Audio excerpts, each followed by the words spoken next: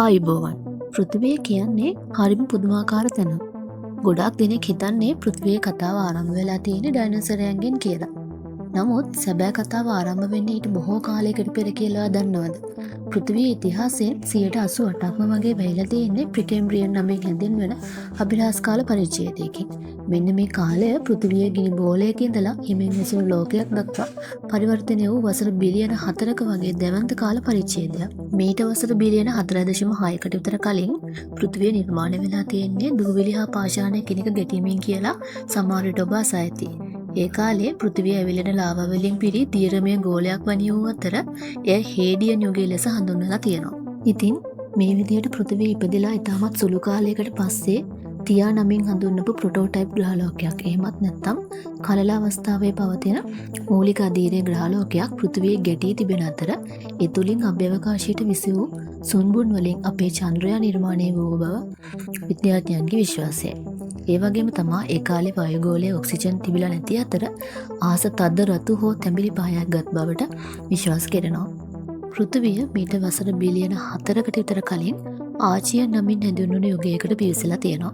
මෙන්න මෙහිදී පෘථිවිය සිසිල් වීමත් සමග මුල්ම සාගර නිර්මාණයද සිදු වී තිබෙනවා. මෙන්න මේ සාගර යකඩ වලින් පොහොසත් ඒවා වූ බැවින් විද්‍යාඥයන් විශ්වාස කරන්නේ ඒවා කොළ හෝ දම් පහයක් ගන්නට ඇතයි කිය. ඒ වගේම ලෝකයේ මුල්ම සරල ශෛලීය ජීවීන් බිහිවීම මීට වසර බිලියන 3.5කට පමණ පෙර සාගර පතුලේ ඇති උණුසුම් දියවුල්පත් ආශ්‍රිතව සිදු වී ඇති බව විද්‍යාඥයන් විශ්වාස කරනවා.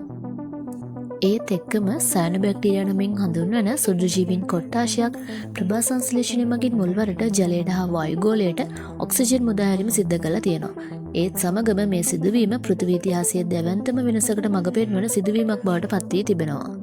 මීට වසර බිලියන 1.8 මිලියන 800ත් අතර කාලයේදී බෝරින් බිලියනය එහෙමත් නැත්නම් කම්මැලි බිලියනය ලෙස හඳුන්වලා තියෙනවා. බැලුව බැලමට මේක ටිකක් නියන කාලයක් වුණත් මේ කාලය තුලදී සෛලය කිනක සංනිවේදනය කිරීමට සහ බහුසෛලීය ජීවීන් ජීවත් වීමට අවශ්‍ය අඩිතාලම සැකසී තිබෙනවා.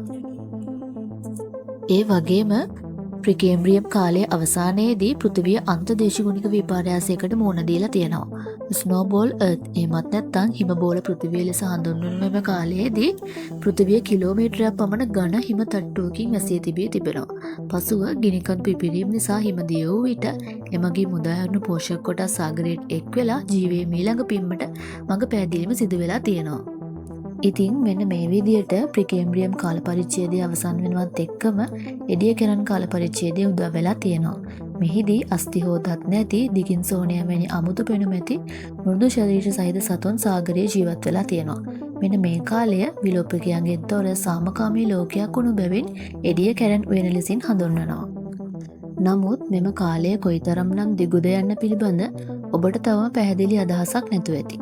උදාහරණයක් විදියට පෘථිවියේ ඉතිහාසයේ පැවසී අතරක ඔර්ලෝසුවකට සමාන කළහොත් මධ්‍යම රාත්‍රී 12ට පෘථිවිය නිර්මාණය වෙනවා. පාන්දර 5 විතර වෙනකොට මුල්ම බැක්ටීරියාව බිහි වෙනවා. සවස 4ට වායුගෝලයට ඔක්සිජන් පිරෙනවා. නමුත් ඔබ දන්නවද ප්‍රිකේම්බ්‍රියම් කාලය අවසන් වන්නේ රාත්‍රී 10:45ට පමණ බව? ඉතින් මේ විදියට බලද්දී මුළු මානව ඉතිහාසයම සිද්ධ වෙන්නේ මධ්‍යම රාත්‍රියට පෙර අවසන් තප්පර කිහිපය තුළ පමණයි. තවත් විදියකට කියනවා නම් ප්‍රිකේම්බ්‍රියම් කාලය කියලා කියන්නේ හුදෙක්ම දීර්ඝ කාලයක් විතරක්ම නෙවෙයි. අද අප දකින ලෝකයේ පදනම වෙන්නේත් එයයි. ඉතින් මේ ගැන ඔයාගේ අදහසත් මොකක්ද කියන එක පාලින් කමෙන්ට් කරන් යන්න. ඒ වගේම තවත් මේ වගේ තොරතුරු දැනගන්න අපිව සබ්ස්ක්‍රයිබ් කරන්නත් අමතක කරන්න එපා.